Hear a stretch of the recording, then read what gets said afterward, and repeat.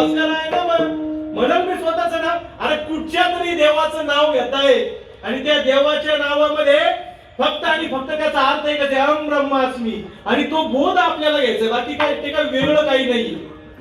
ते सोपं आहे. तुका म्हणे साधन सुलभ आणि बरी उपस्थिती पूर्व पुण्य, मागील जन्मीची पुण्य फळाला आली का लगेच 100% मिळणार.